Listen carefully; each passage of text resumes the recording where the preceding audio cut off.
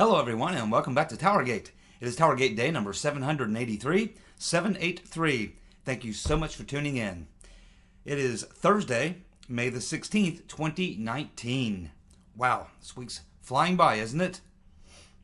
Okay, let's kind of pick up where we left off with more incredible revelations. Just seems like every day we get 2 or 3 new major revelations. This thing is really, as I said many times in the past, the way these conspiracies typically unravel is first very, very slowly and then very quickly. And now we're getting to the part where it's going to happen very quickly. And the final place that you get to when things just completely just collapse is when the first indictment comes down. Because once the first indictment comes down, that person is probably going to cut a deal.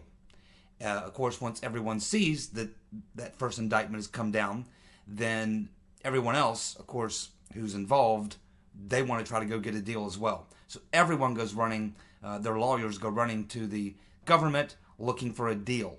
And the whole thing just collapses in on itself. That's how these things generally work.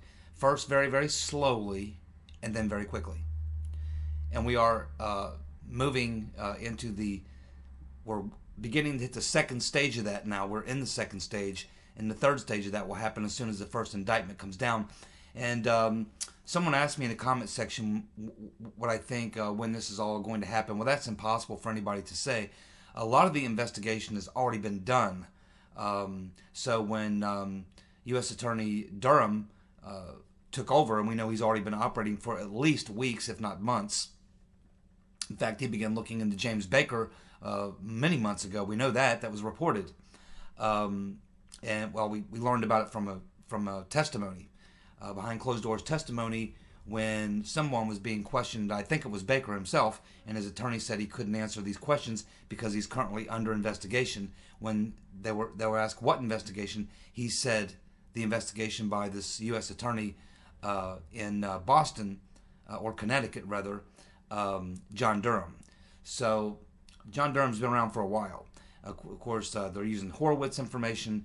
Barr is doing his own thing. We've had Nunez's committee. We had the Goodlatte-Gowdy committee. So there's a lot of information that's already been unearthed. So, you know, Durham has pretty much hit the ground running with a lot of investigation information already available to him.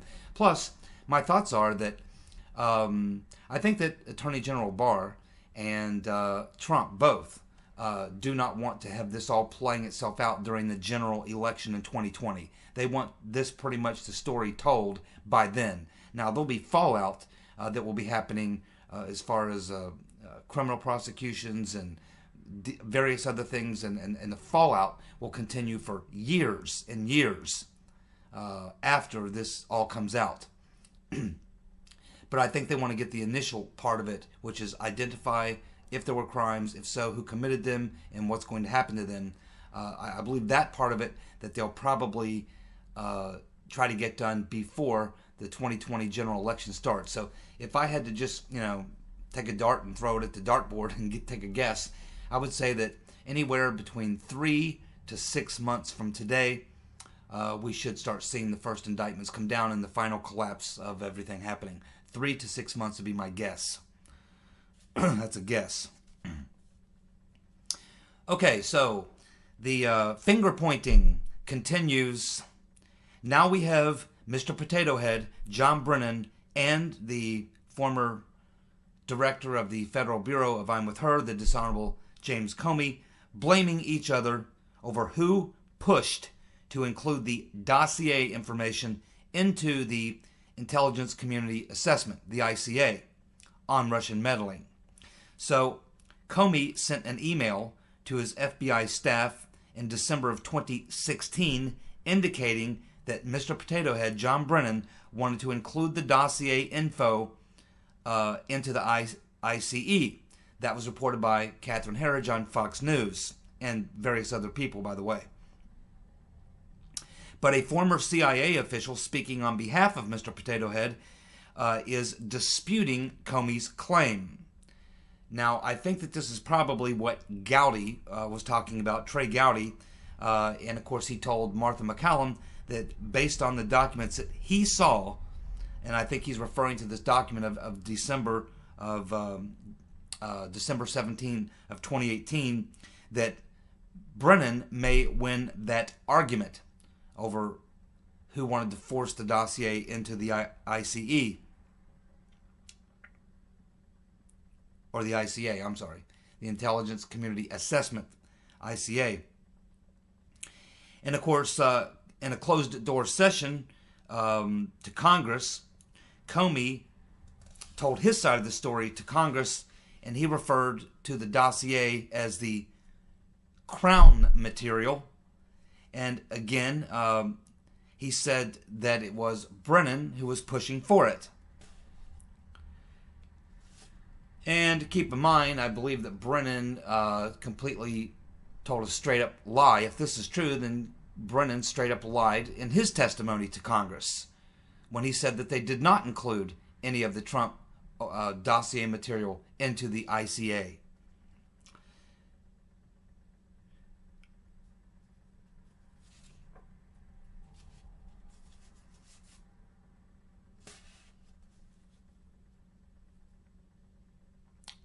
Comey also said in that same closed-door session that it was Clapper, the unwitting idiot James Clapper, that made the final decision that Comey tell Trump on January 6, 2017 in the Trump Tower meeting that the PP-Gate story was out there.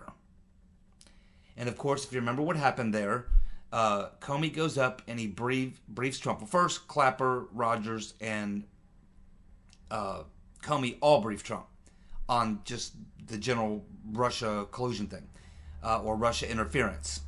Then Comey, and this was apparently, according to Comey, decided by Clapper, that Comey should individually, by himself, brief Trump on the PP-Gate part of the dossier. Not the whole dossier, not everything that's in it, only the PP-Gate. Why?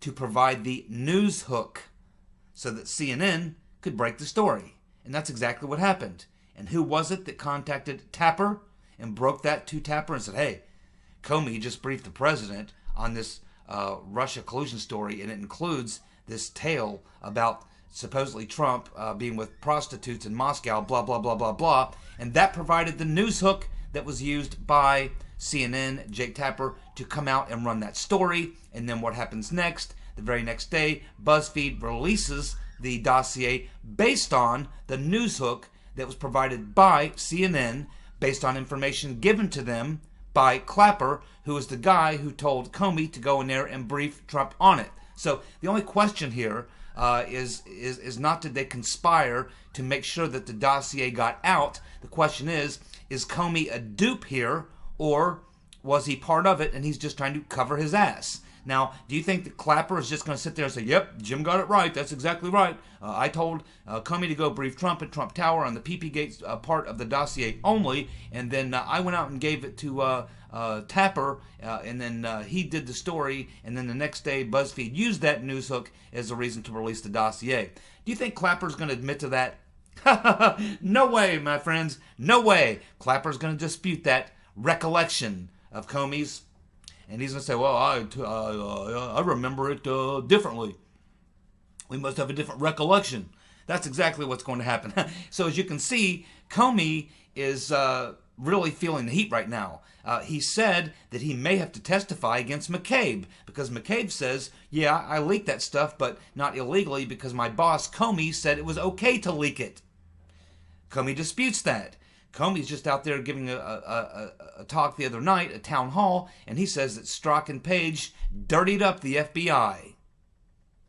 Now he's saying it was Brennan who told him to put the dossier in the ICA. And he's saying it was Clapper who told him to go. Everybody's telling Comey what to do, right? And I guess he just does what everybody told him. Just like Loretta Lynch told him to call the investigation to Hillary a matter. Good old James Comey. A big man with very, very small testicles and a big mouth, which he should shut. If he's smart, this guy will shut up, but it's probably too late. He's already incriminated himself enough. Hannity is right when he says Comey has the right to remain silent, and he should have exercised that right a long time ago.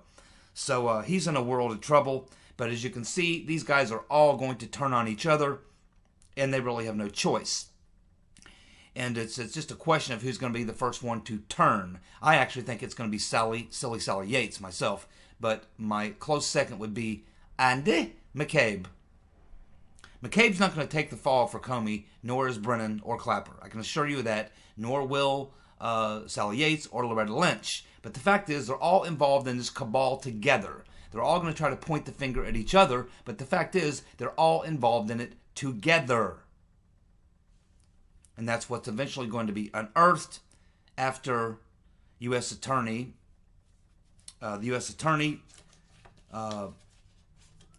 finishes his investigation, and this is what he's going to find. We just have to be patient now. At least we're on the track, moving in the right direction. This is a funny story. It looks like Attorney General Barr bumped into Madam Botox, Nancy Pelosi, at the Peace Officers Memorial at the Capitol yesterday. And a source close to Attorney General Barr said that Barr spoke to Pelosi and he asked her, he said, Madam Speaker, did you bring your handcuffs? And Pelosi replied, yeah, the House Sergeant of Arms is present here at the ceremony should an arrest be necessary. At which point Barr chuckled and walked away. Oh, that's funny. Yeah, the House Sergeant of Arms may be present, but so are the cops that protect the Attorney General around the clock, 24/7. I believe they're U.S. Marshals. I believe it's U.S. Marshals who provide the protection for the Attorney General. Yeah, the U.S. Marshals. So I'm sure the House Sergeant of Arms is not going to get much done against the U.S. Marshals, I don't think. So Gateway Pundit is reporting, along with Paul Sperry, that the U.S. Attorney, John Durham, is specifically targeting the CIA and its role in the origins of the Trump-Russia probe. Good. Yeah, I mean, this U.S. Attorney, Mr. Durham, needs to crawl up Mr. Potato Head's ass and stretch out. It's exactly what he needs to do. And if he does that, he will discover the 6-agency or multi-agency task force. Why is this important? Well, one of the things that you're seeing Nunes and Gowdy and most of the people following the story, they're looking at all these different groups that were operating.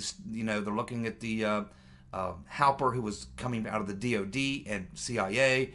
They're looking at FBI. They're looking at the intelligence community. They're looking at all of these things, and they're wondering how they all were weaved together, who was doing what, and who prompted what, and all this sort of thing. But once, and it's hard to tie all that together right now because they have not yet discovered what I discovered over a year and a half ago, which is the 6-agency or multi-agency task force. Once they discover that, and I believe if Mr. Durham does, as I suggest he should do, crawl up Brennan's ass and stretch out, then he will discover the 6-agency task force or multi-agency task force, whatever you want to call it. And once he discovers that, and once this becomes known to everyone else that I've known for over a year and a half now, once they all learn about this, they'll fully understand how all these groups came together to perpetrate this coup. That is the link. That is the thing that links all these groups together. That's why when I discovered it, I finally understood it. Because I was the same way before I discovered this multi-agency task force. We had all these individual efforts going on. It's like, you know, clearly there had to be some coordination, but how was all this coordinated? Who was coordinating? Someone had to be running this coordinated effort. You know, these are not just people and all these various agencies operating independently, but yet seemingly operating together. There has to be something tying all this together. And what that was the multi-agency task force set up by Mr. Potato Head sometime in late March, maybe first week of April, somewhere end of March, early April 2016 is when this was set up, and it of course included the special division of the FBI, the DOJ, NSD, Treasury, and two more agencies, can't remember. Everyone pretty much but the State Department was left out. And now we know why they left the State Department out. Because they needed to keep the State Department in the dark so that they could use the State Department as the way to pipeline all the stuff that they were doing through the State Department back into the FBI. They knew they had to get this into the FBI because they're the ones that conduct domestic investigations and can get FISA warrants and things and such. So they had to leave someone out of the group, someone who would be ignorant of everything that's going on, someone who could be used as kind of the patsy agency, where they could funnel and pipeline the information, and where those people would have plausible deniability or would not know exactly what was going on.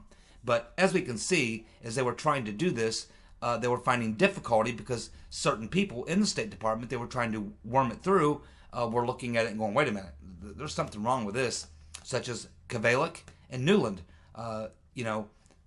They looked at it and said, we don't really want anything to do with this. Okay, just get this away from me. I can just see that there's something about this that stinks, and get it away from me. So, and of course, Kavalik literally alerted the FBI to Christopher Steele and his hoax. So we can kind of see how the Brennan and the multi-agency task force used the State Department as their patsy, essentially. That's what it looks like to me. And as soon as this U.S. attorney, Mr. Durham, discovers the multi-agency or six-agency task force, it's all going to make sense. And they'll make it much easier to prosecute the perps when you understand how they tied it all together and how the State Department figured into the plot. Give me a call, Mr. Durham. Give me a call. Or just go read my timeline. It's all there. Including all the Ukraine stuff and everything else. And Paul Sperry, of course, tweeting out yesterday, now former CIA Director John Brennan, Mr. Potato Head, and his machinations during the 2016 campaign will come into sharper focus. Yes, they will. Now, as I said earlier, remember, Mr. Potato Head, John Brennan, told Congress under oath in a May 2017 hearing that the dossier was not included in the IC assessment that concluded that Russia interfered in the 2016 election to help Trump's chances of victory. He lied many, many times about a lot of things. But that's the most obvious one because he was under oath in an open hearing when he made that statement. Oh my God, my friends, this is getting to be actually quite humorous. The Penguin, that's right, the Penguin, Jerry Nadler, is looking like a total clown, man. I mean, he's looking like such a clown. He's like the person who's trying to, impose some hardcore discipline on somebody, and everybody just laughs at him. He's like the guy giving the orders. Hey, you do, and everybody just looks at him and laughs. Right? No respect at all. I mean, he's like the Rodney Dangerfield of Congress. The Penguin, Jerry Nadler, in a response to the Penguin, White House counsel Pat Cipollone has told Nadler that the White House will not comply with his committee's request to produce documents because it is an unauthorized do-over of the Mueller probe. And he also told Mueller to discontinue his inquiry. And he said, "You're getting nothing and you'll like it." I love it. I love it.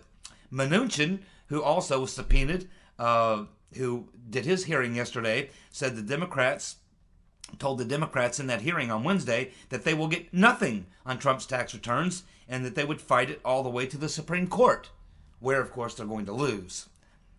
So it's funny to watch Nadler and Cummings and whoever else, Waters, trying to carry out their plot, and it's just everyone's just essentially laughing at them. I mean, literally defying them, laughing at them, and it's quite funny. I'm very sad that Don Jr. decided to testify. I would have told him to pound sand, but anyway, it looks like he's going to do some sort of a limited sort of behind closed doors answer some questions sort of thing. But I'm really bummed about that. I wish he would have refused. like everybody else. A lot of people are refusing to deal with Nadler. And that's exactly what they should do. And laugh at him. Literally just look at him and laugh. Because this idea, well, we can throw him in jail. We can fine him $25,000 a day. Oh yeah? Go ahead and try it. How are you going to enforce it? You have to go to court. You have to go to court.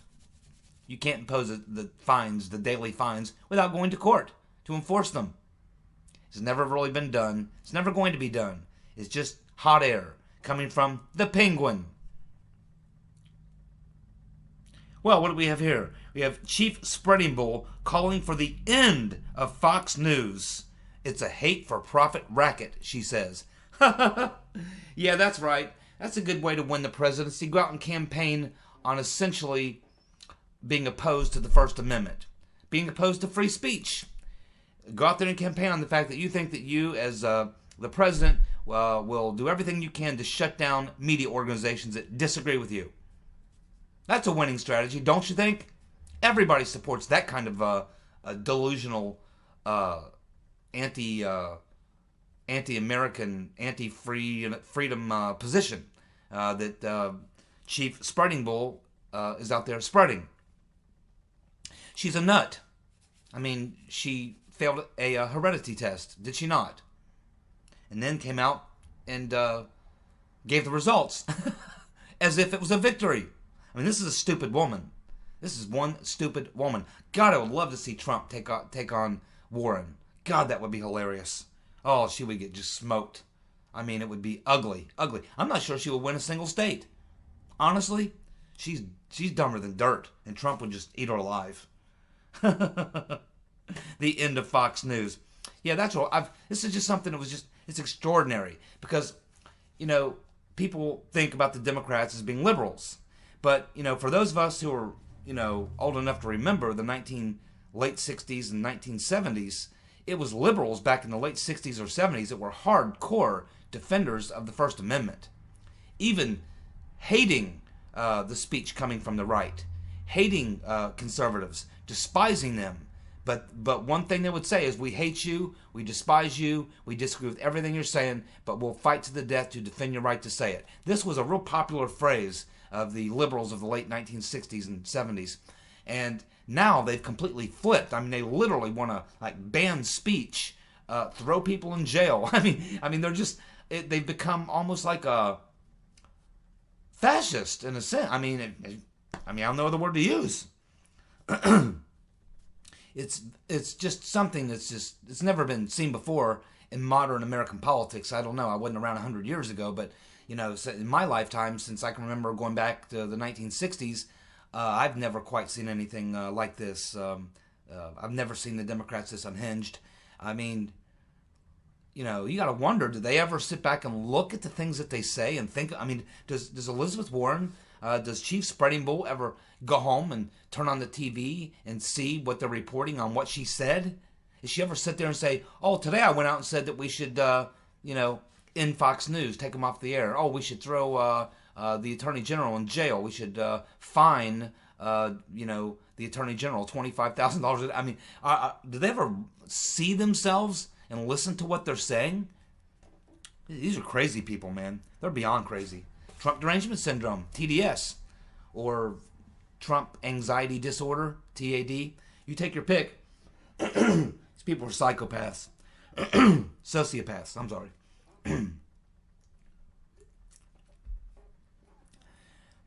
Giuliani says that Biden's Ukraine dealings will be investigated. You bet they will. You can make sure of that. Because the rotten Reverend Clinton will make sure of it. Now, the rotten Reverend Clinton, could this situation be playing out any better for her? And she probably knew it. She knows what a freak show it is. She's sitting back watching this thing. She sees that Biden and Bernie are really the only two that can put together any type of an appreciable majority against anyone else. And she knows there's 25 crazy Democrats out there, most of them running to the left of Bernie. And she knows how corrupt Biden is, and she's got all the dirt on him to take him out, and she will at the proper time. But she doesn't want to do it too early. She wants to make sure that Michelle Obama doesn't get put into that position, because they may try to put Michelle Obama in there just to warm her up for 2024, knowing she'll probably lose, but at least let her get her feet wet in the process to set her up for 2024. This is what Hillary's thinking. So she wants to make sure she doesn't take Biden out too soon, but she's going to take Biden out. It's just when she does it. The timing is going to be critical. She has until November for the filing deadline. So you can bet she'll play it very strategically, and she'll destroy Biden at the proper time, which will leave Bernie and a bunch of people trying to go to the left of him, which she knows will never be accepted by the Democrat Party. At which point, they'll say, man, we're in trouble. Now Biden's gone. He's been decapitated. What's that leave us with? Bernie and Buttigieg? I mean, come on, man. We're in deep trouble. We can't run Bernie and Buttigieg or Kamala Harris or any of these people against Trump. We'll get destroyed. Who's out there? Who's out there who can at least ways put up a fight? Who can at least ways get 40% of the vote and keep us from losing 48 states? Well, the only person out there with the money, the name recognition, and still a large enough base of support is the rotten Reverend Clinton. And she knows this. She's just sitting back, plotting out her strategy, just waiting. Just waiting. The rotten Reverend. You just watch and see. John Solomon, writing in The Hill yesterday, on Tuesday actually. So John Solomon wrote an article on Tuesday night identifying Stephen Laycock as the FBI special agent that Kathleen Kvalik sent her email to, which describes her October 11, 2016 meeting with Christopher Steele. Laycock then forwarded the email to the FBI, the team that was spearheading the Trump-Russia investigation, which was led by Peter's been stroking us. Peter's been stroking us. So,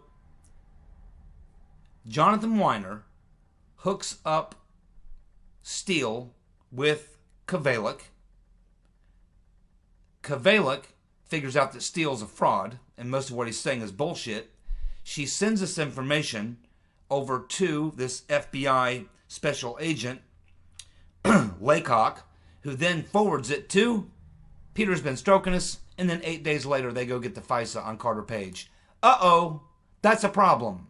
It's called a legal problem. It's called a criminal problem.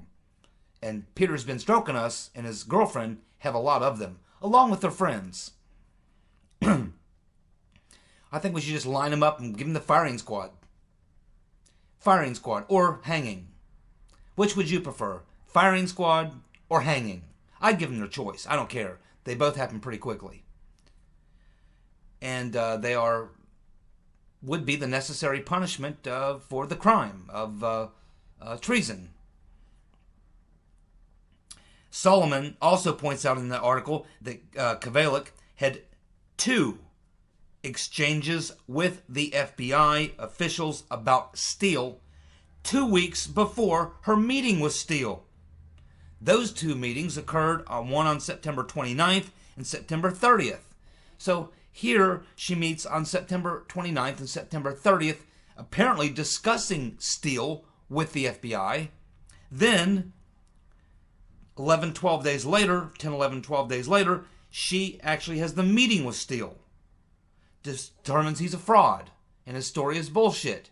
Sends the information to this FBI agent, Laycock. He forwards it to Peter's been stroking us. So there's a lot more going on here. Yes, they need to get Kvalik in. In fact, I think they already did. I think the Goodlatte Gowdy committee, oversight committee, actually did interview her. But they need to interview her again. Because I'm pretty sure she didn't volunteer this information. If she did, we'd know it by now. Little Marco Rubio now wants John F. Kerry, who, by the way, served in Vietnam. John F. Kerry investigated over possible Logan Act violations, as well as FARA violations. Yeah, you violate one, you pretty much violate the other. So basically, the Logan Act is what they attempted to prosecute Flynn under. That would be silly Sally Yates. Sat right there in Congress and said, "Yeah, well, he was a violation of the Logan Act." It's like they're looking at her like, "Huh? The Logan Act? Has anyone ever been prosecuted under the Logan Act?" It's like, it's crazy. You could prosecute half the damn politicians and lobbyists in Washington under the Logan Act if you want to enforce it. It's very simple. I mean, it's not hard to be in violation of the Logan Act if you're a lobbyist or a politician, or an ex-politician, because all it means is that you're a American citizen conducting your own independent foreign policy or diplomacy with a foreign government. And it doesn't even have to be a hostile foreign government. It can be a friendly government. But in this case, we're talking about Iran, a hostile foreign government, a hostile enemy of our government. Here is Kerry over there advising the Iranians on how to conduct diplomacy to combat the Trump administration. That's a hardcore violation of the Logan Act. Far, far worse than anything Michael Flynn would have done, or was accused of doing. And of course, along with that, he's not registered as a foreign agent. He's also guilty of FARA violations. And I honestly believe, man, that Barr should, in fact, indict Kerry right now. I mean, he has met the definition of the violation of the Logan Act. They went after Flynn for it. He certainly did. We also have Sergey Milian, who's been accused of being source D and E in the dossier, something he says is not true. He denies that claim. And he says that the material attributed to him in the dossier likely came from Tatiana Duran. She was Steele's colleague at Orbis Intelligence. He says that Steele is also having an extramarital affair with Tatiana. And he's also tweeting that Tatiana had a State Department badge and access to the U.S. State Department, which he says is really hard to come by. He also says that Tatiana met with Victoria Nuland. And he also says that Tatiana knows much, much more and that she needs U.S. government protection. Yeah, I can think of quite a few people that may need some protection. Maybe Mr. Mifsud, maybe Mr. Halper. All these guys need some U.S. protection. They know a lot too. But Sergey Milian, who knows? I mean, this guy is like a total... Milian is just exactly what I've described these so-called Russians as. He lives in New York. He's, a Russian, but he's been living in New York. He's, he's just a typical type Russian, sort of, hack. I mean, he's a con man. Who knows what's true about Milian? I mean, you can't believe anything that guy says. He's a clown. Now, he may be telling the truth here, but in general, you can't believe anything Milian would say. But I don't believe he's a source of the dossier at all. Again, I think Simpson, his wife, Nellie Orr, and Baumgartner wrote the damn dossier along with some help with Hillary's friends. Cody Shearer and Blumenthal probably wrote the other half. They certainly came up with the narrative, and they let Simpson and Nellie Orr do the research and plug it in. Home cooked, my friends, home cooked. No Russians. Trust me. New documents obtained by Judicial Watch show that Andrew Weissman put together the Mueller team. The Hillary donor posse was assembled by Andrew Weissman. So, the FBI acted on all of the bogus claims made by the so-called Steele dossier, not written by Christopher Steele, of course, except the claim he made that the Russians successfully planted a spy inside the DNC. So they're investigating all these things in the dossier, but for some reason, not a word, not a peep, or a single investigation about Steele's claim that the Russians succeeded in putting a spy into the DNC. Why not? Why didn't they investigate that? That's a good question, don't you think? And in response to the subpoena of Trump Jr., I think that Lindsey Graham should immediately subpoena Hunter Biden and start investigating that little Ukrainian deal. There you go. You want Trump Jr.? How about we bring in Hunter Biden? And when we get done with him, let's bring in Chelsea Hubble. Let's hear what she has to say about the Clinton Foundation. Thank you so much for tuning in. I'll be back tomorrow with more TowerGate. See you. Bye.